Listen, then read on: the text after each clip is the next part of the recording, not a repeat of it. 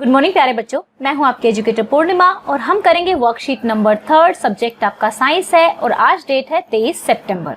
ये हमारी worksheet number 3 science की है और पिछली वर्कशीट जो हमारी थी उसमें हमने भोजन के घटकों के बारे में जाना था। भोजन के घटक क्या होते हैं? वो सारे फूड आइटम्स जिनसे हमारी जो शरीर है उसकी सारी ज़रूरतें पूरी हो जाती हैं। तो हमने उसको एक नाम दे दिया था भोजन के घटक, या फिर आप उसको कह सकते हैं component of food in English, right.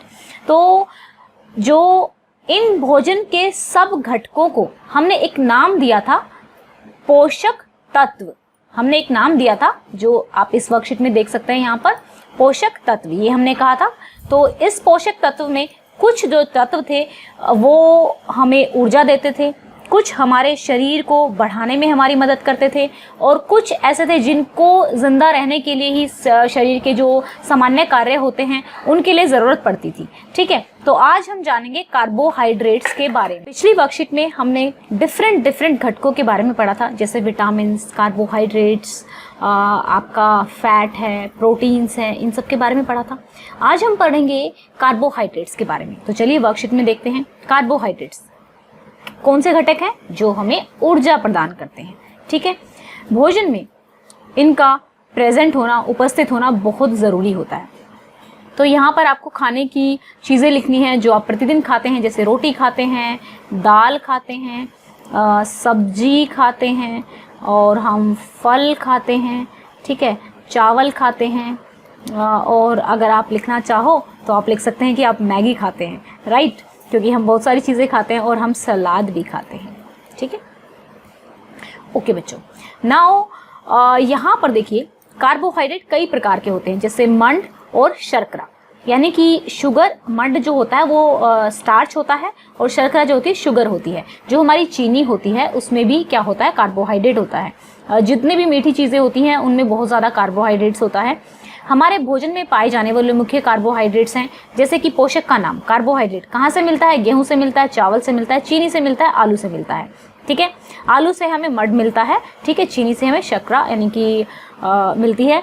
कार्य, इनका कार्य क्या है? ये हमें ऊर्जा प्रदान करते हैं। अब आपको समझ में आ गया होगा। एक ही वर्ड याद रखना है पूरी वर्कशीट में, कार्बोहाइड्रेट्स क्या करते हैं? हमें ऊर्जा प्रदान करते हैं। ठीक है, अब यहाँ पे आप देखिए, अंदाजा लगाइए कौन कौन से खाद्य पदार्थ कार्बोहाइड्रेट पोषक के स्रोत हैं। तो यहाँ पर आप देखेंगे रोटी, ठीक है,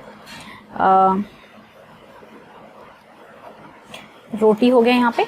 ठीक है, एक सेकेंड, रोटी आप लिखेंगे, चावल लिख देंगे।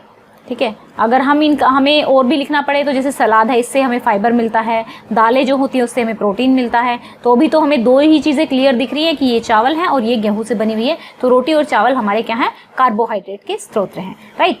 अब बच्चों क्या आप पता लगा सकते हैं कि आपके भोजन में मंड उपस्थित है या नहीं? मंड क्या होता है? स्टार्च होता है। अगर इंग्लिश में, हिंदी में नहीं समझ में आ रहा हो तो इंग्लिश में लिख लेना, स्टार्च। जो आलू होता है उसमें स्टार्च होता है। अब मंड की प्रेजेंस फाइंड करने के लिए हमें क्या करना है? एक आयोडीन सॉल्यूशन लेना है। ठीक है, तो आयोडीन विलेन बोलेंगे, आयोडीन सॉल्यूशन को आयोडीन विलेन बोलेंगे। ठीक है, अब इसकी 2-3 बूंदे हम जो भी फूड हमें चेक करना है, जिस भी फूड को हम चेक करना चाहते हैं कि भाई इसमें मड है कि नहीं है, ठीक है, मंड है कि नहीं, तो उस पर टपका देंगे 2-3 बूंदे। अगर उसका कलर ब्लू या फिर ब्लैक हो जाएगा तो इट मीन्स उसमें मंड है। ठीक है, यदि खाद्य पदार्थ का रंग नीला या कालेपन में नीला हो जाए तो समझिए कि उसमें मंड उपस्थित है, राइट। सो अब हम करेंगे क्वेश्चन, सोचिए और हाँ या ना में उत्तर दीजिए। चावल और गेहूं कार्बोहाइड्रेट के अच्छे स्रोत हैं। हाँ, ठीक है, हाँ, अच्छे स्रोत हैं, राइट। आलू में सिर्फ कार्बोहाइड्रेट होता है? नहीं, आलू में बहुत सारी और भी चीज़ें होती हैं, जैसे कि मैग्नीशियम होता है, विटामिन बी होता है। ठीक है, तो ये हो जाएगा ना।